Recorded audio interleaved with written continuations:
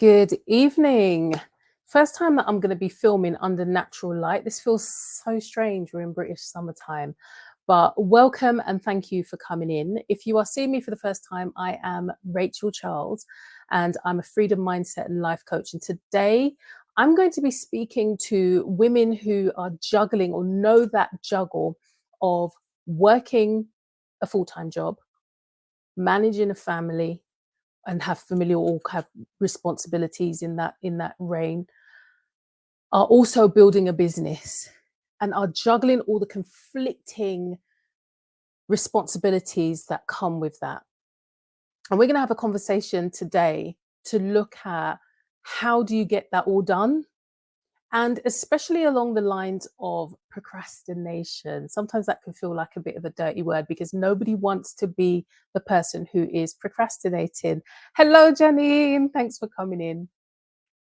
So procrastination is one of those things, you would know how it feels to have your goals, have all of these things that you want done. And I'm talking about this now because we've literally just gone into a new quarter. And you would know whether or not, which goals are going to be transferred from the last quarter into this new quarter. And you may have been in that situation where it's a continual repeat where goals are just being moved on. And then you get to the end of the year and it's like, oh yeah, I was meant to do this in 2018 and I'm still sitting there and this hasn't been done. And if that's ever happened to you, it's happened to me as well. So I totally relate. And then you start berating yourself because you're feeling, that P word, procrastination, comes in, and nobody wants to have that attached to them because it gives you that feeling of failure. Sometimes it makes you feel, maybe you're not good enough. Maybe, this wasn't for you. Why is it that you can't get to complete those goals? But procrastination isn't always bad. It isn't always a negative thing. And sometimes what I've seen is that what we call procrastination at times is we have so many different things that we're juggling that unconsciously we start eliminating those things that we either just don't want to do, or it's too big and we haven't broken it down properly. And it's our body's way of giving us a little bit of grace sometimes. There are sometimes, if you are that person who's juggling all these different things and you've got, on the one hand, you've got your 9 to 5, on the other hand, you've got your business that you're trying to build and you're trying to put your efforts into that business, you will know how it feels to have all these different conflicting priorities. And what you don't want to do is get yourself stuck in that guilt cycle, because what happens is you get to that point where you think, okay, I haven't done this. I haven't got this done in my business. I haven't spent time with my family. This is getting pushed to the back burner. How do you see through all of that stuff and get to a point where you are putting your goals down on paper and actually meeting them, and you're not sitting there with lists of things being added to the to-do list? One of the ways that you can get through that is planning your quarters. And in order to plan your quarters, you need to first review it. And as I look over here, let me grab my notebook just so that I don't forget what the points are. But the reason why planning your quarters is so good, and sometimes it's known as, I've started looking at the 12-week year, and I didn't even realize that I was actually doing it before I'd read about it. But by taking your life goals and putting them into quarters makes it so much easier for you to break down your goals into manageable chunks. However, let me not run ahead, because before you start planning this quarter, you really want to have a look at the quarter before, because in order to figure out what you're going to be building on, you have to know what the foundation was. What did you do last month? So something that might help you is a series of questions that you should ask yourself. You can do this after the end of every month. You can do this at the end of every quarter. Sometimes it's really good, it's good to do it on a monthly basis as well, to review what's happened over the past couple of weeks, and that will keep you on track. And then you look at the whole quarter. So the first question that you want to ask yourself is, what went well? And when you're looking at what went well, you're looking at, what did you achieve? What accomplishments did you have? Which of your goals did you get through? You also want to look at, not just what goal did you accomplish, but when you broke down your goals, hopefully you did, which ones of those smaller steps did you get? Because sometimes if you're not breaking down your goals in that way, then you're looking at one whole big goal, like, I want to write a book in 2024, but you haven't marked out the steps of what you need to do and what you need to do by when. It's not going to get done. And each month or each quarter that goes by, it's going to make you feel like a failure. It's going to make you feel like, yeah, I've put it on the back burner and I have procrastinated. What am I doing? Why can't I get to, the end of this goal? But look at the smaller steps. So in between them, I'm telling you, make sure that you break down your goals into steps. Look at the smaller steps and what have you accomplished during that time. You need to make sure that you need to be able to record and celebrate your wins along the way. It's really good to be able to look back on the quarter that was before and think, oh yeah, cross off those things that you were able to accomplish. The next thing that you want to ask yourself is, what didn't go well? So you want to look at the hurdles that you might have faced. What frustrations came your way? What challenges came your way? What were the things that didn't really go so well for you in the last quarter? Because that way you know what things to avoid, or you know what things to plan upon. Where are we? Then you want to, and this is where, when you've looked at what went well, you've looked at what didn't go so well, then you start looking at, what did you learn from those things in the last quarter? What did those things teach you? Sorry, still trying to get a hang of these slides. What did those things teach you? So what did you learn from that last quarter?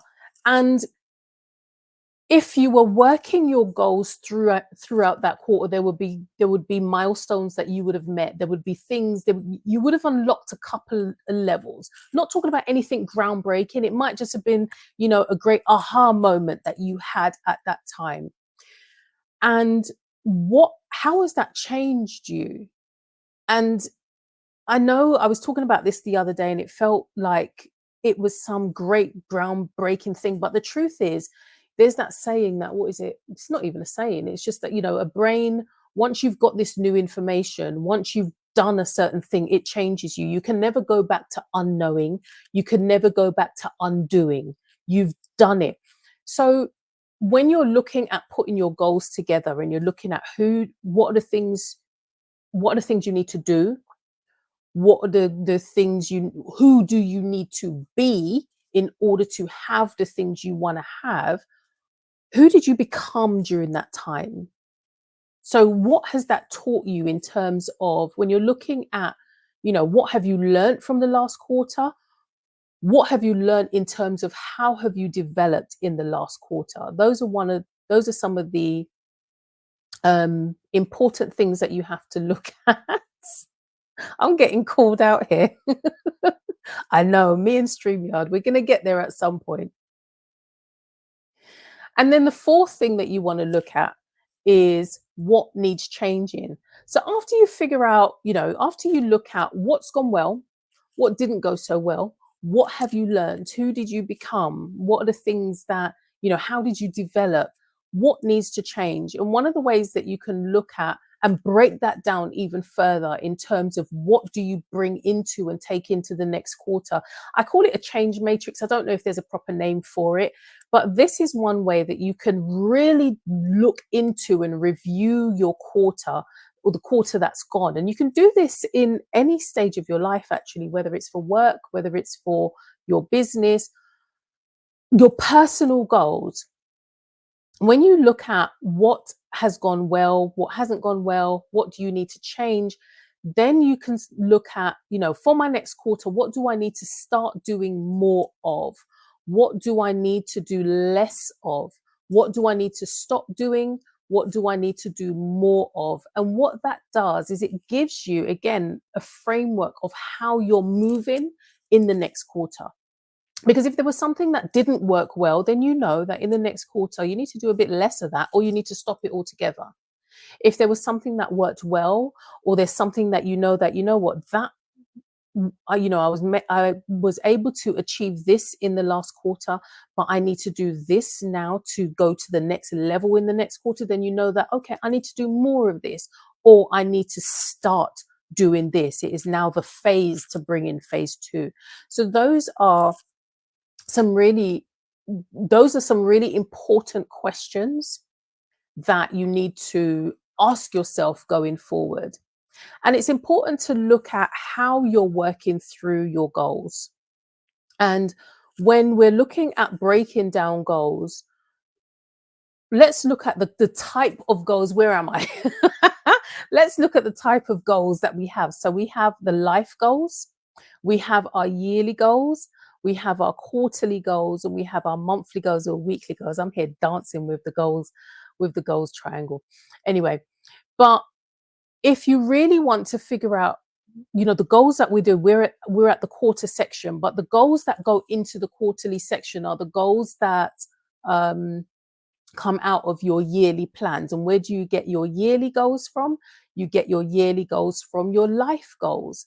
If you have not yet written down your life goals, then you kind of want to go backwards and start doing that. And I do have a free resource that will help you to get that all down on paper and break it down and chunk it down into manageable chunks. And I've put together a free resource. It's called the Goal Getter Generator. It is a workbook that you can use. You can print it off if you're old school, or you can edit it online. But that will help you to get your goals prioritized. It will help you to look at how to chunk them down. It will help you with time management techniques. So, and all it costs you is 2 things: a click to get through and download the workbook, and it will cost you just your decision to prioritize yourself. So it's an absolutely free workbook. So if you want to get started on your goals and chunking them down to get them manageable and prioritize and get all of that stuff that's floating around in your head done and on paper, then download the workbook. So after you've done the whole review and you've wrapped that up, and you know where you're going, you know what you want to implement, and you've got maybe some of the goals that are being dragged forward into the new quarter, and then you've got some of your other life goals or yearly goals that you can just pull into that quarter. You want to look at how you chunk and plan out quarter 2. So we are sitting now in quarter 2, and we've got April, May, June. What does that look like? How do you plan out those 12 weeks? How do you plan out that quarter? So the first thing you want to really do is think about where you see yourself in 3 months' time. So think of, we are at the end of June. What are you doing?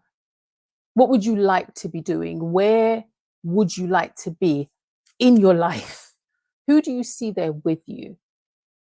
What can you see? What can you taste? What can you smell? You really want to get into the visualization of, between now and June, what is it? Where is it that I want to be? What is it that I want to be doing? How is it? How do I want to be feeling? And when you've got down those goals and you've got them down for, this is where I see myself in June, this is what I need to accomplish. And as I said, it doesn't need to be huge goals, because sometimes we overestimate what we think we're going to do, and then we don't get to that point and we feel like a failure. It needs to be smart, and you will be able to figure out I walk you through how to set out your SMART goals in the workbook. So if you haven't downloaded it yet, or actually wait until the end of the video and download it, but make sure you download it. But you will look at your goals for June, so you know where you want to be in June. And then you start working backwards. You chunk down your goals. And I've got a comment here from Janine who says you have to break down your goals. You will chunk down your goals and start working backwards. So you know where you want to be in June. Then you start thinking, okay, in order to get to June, what do I need to do in May? So you work backwards. So what are your month 2 goals in quarter 2? And then when you figure out what it is that you need to do in May to get to June, you work back to April. So now we're sitting in April. What are those things you need to do in April that will get you to a successful May, that will get you to a successful June? And then you take that quarter and then you chunk that down into weeks. So we're sitting here in week 1 in April. What do I need to do this week that will lead into next week and the next week? What routines do I need to put in place that will get me to the end of a successful April, May, and June? There is a saying that goes something along the lines of you don't rise to the level of your goals, but you fall to the level of your systems. And what that means is we can plan all the goals in the world. We don't all of a sudden just strap on our boots and it's just like, oh yeah, we've just hit those goals. It doesn't work like that. We don't rise to the level of our goals. But if we have proper systems in place, such as getting your goals planned out properly, putting your systems in place as in how are you living intentional days and working through your weeks. If you've got those systems in place, you will only fall to the level to which that system lays. So if you don't have a system in place, then you basically flat out, because you have all the goals that are sat there, and that's when your goals just start rolling over and going, into the next year, into the next month, and they keep rolling over. Systems are the way that you can combat what's known as procrastination. So let's come back to procrastination now. Many times, as I said before, we procrastinate because it might be the things that are no longer serving us, and it might not be really working towards the greater goal. But when you have sat down and prioritized exactly what it is you want, what it is you're doing that's aligning with your values, then you can get away from that system of what's known as procrastination, because what's written down in terms of the things that you focus on are all the things that you want to do in terms of your goals, are all the things that are aligned in terms of your journey. And this is something that you can use for your personal life. It's something that you can use when it comes to your business. It's something that you can use when it comes to your 9 to 5. And don't get into that trap of trying to separate everything, have everything so separate, because at the end of the day, we are one whole being, and all of this stuff that we're trying to juggle when it comes to the 9 to 5, when it comes to your business, when it comes to your family, all of that is happening in here. So we need to make sure that when we're putting our goals together, when we're working out our schedule, when we're putting our systems in place, it's incorporating all of the things that are important to us, and it's not leaving anything out. Because if you do leave something out, then that's when the overwhelm sets in, because it's like, oh gosh, I've planned out all of this stuff, but then I've forgotten all of that stuff. And that's one of the traps that I've fallen into as well before, where I would plan out everything for, this is what I want to do in my business, and this is what I want to do, personal life. And then when it comes to work, because you're in that 9 to 5 environment where you're being dictated to, a lot of the times you don't use that same energy when it comes to it. But if you do that in your 9 to 5, you will find that you will plan out your work properly so that it doesn't start impacting on your personal life, and it doesn't start impacting, which in turn impacts on your business. So apply those strategies across the board when it comes to, making sure that you've got that juggle in terms of balance in work and 9 to 5 and what we look at as procrastination. Thank you very much, Jenny. Yes, it is a great free resource, if I do say so myself. Can you please share the link to the comments? I will do. I'll put the link in the comments so it can be easily downloadable. Thank you very much. And if anyone has downloaded it already and you've started using it, come back and let me know how you found it. Drop me a DM and we'll come back in the comments and let everybody know how you found it and how you've used it and how it's worked for you. And yeah, so those are my surefire ways of combating procrastination, or what we see as procrastination. And just remembering that it isn't always, it's seen as a negative thing, but when you take charge of your journey, when you take charge of what's happening for you in terms of your goal setting, in terms of your planning, and as I say, living intentional days. So you are setting out what's happening for you on a daily basis because you've worked backwards from your overall goal and you can see the whole picture. It makes life that much easier. So thank you very much for coming in. And I hope that those points were helpful for you. Share this to anyone that you think might benefit from it. And I will see you next week when that is, if I'm not mistaken, the final in this series of Surviving Corporate. So I will see you next week. Take care. Bye.